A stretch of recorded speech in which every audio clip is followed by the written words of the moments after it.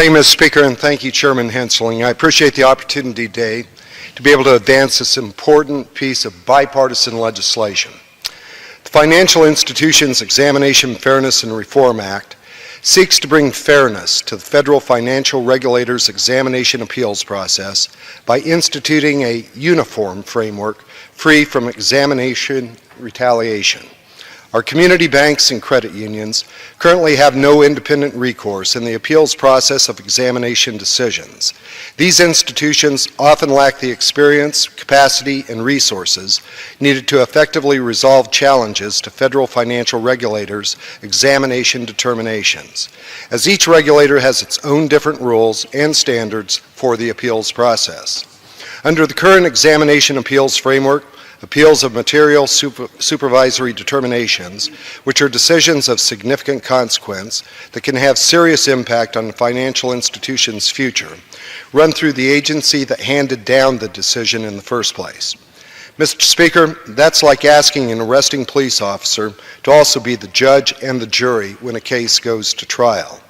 Put simply, this legislation will move away from that framework and establish an independent office of review to address appeals of serious consequence and harmonize and consolidate the appeals process across the various federal regulators so that the review process is fair and predictable. One banker in Colorado put it to me this way: the Dodd-Frank Act has added complexity and uncertainty to the entire exam process and to the bank's ability to serve its customers confidently and in full compliance with regulations. He continues, for instance, overlap between the OCC and the CFPB is an ongoing issue. The OCC lost regulatory oversight with the Dodd-Frank Act and the foundation of the CFPB, especially in the fair lending world. When the CFPB made it clear that they were not going to examine the banks over $10 billion on fair lending the way that the OCC had historically done it. The OCC started expanding the way that they assessed a bank's compliant management program to add questions about fair lending, including transaction sampling and testing. It creates a very burdensome environment, as well as duplication and the risk of double jeopardy.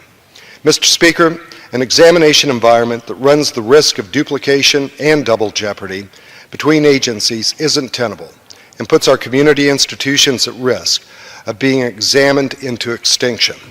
This environment is further complicated by the reality that currently institutions that wanted to appeal double jeopardy examination results would have to appeal through two regulators, who likely aren't communicating with one another about the other's exam determinations.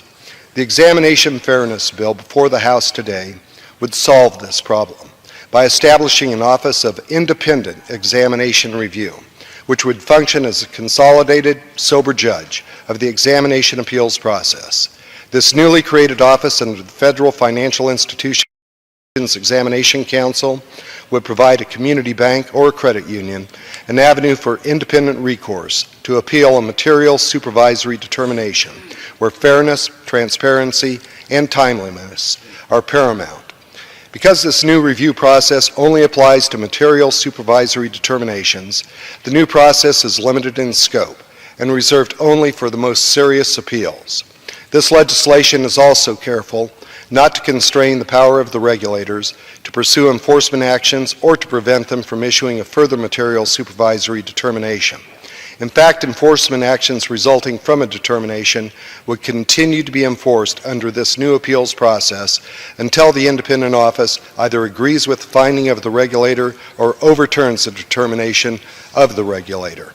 Mr. Speaker, by creating consistency, instituting timeline expectations of examinations and appeals, increasing transparency, and adding independent, sober review of appeals to the rights of the financial institutions, H.R. 4545 will go a long way to usher in a new environment of fairness in the examination appeals process for small banks and credit unions, giving these institutions of independent recourse in the appeals process. And it will create greater certainty that they won't have to reduce their financial service products, offerings, or be treated in an unfair or untimely review. Mr. Speaker, that translates to greater assurances for communities across the country that their small banks and credit unions will be able to provide for a mortgage for their home, a loan for their car, and capital for their small businesses to be able to grow. This measure passed out of the Financial Services Committee with strong bipartisan support, with the majority of our Democrat colleagues joining with us to be able to support exam fairness. And I'd like to thank the gentlelady from New York, Ms. Maloney, for her support in this measure. And I'd like to ask for consideration of this bill. And I yield back the balance of my time to the chairman.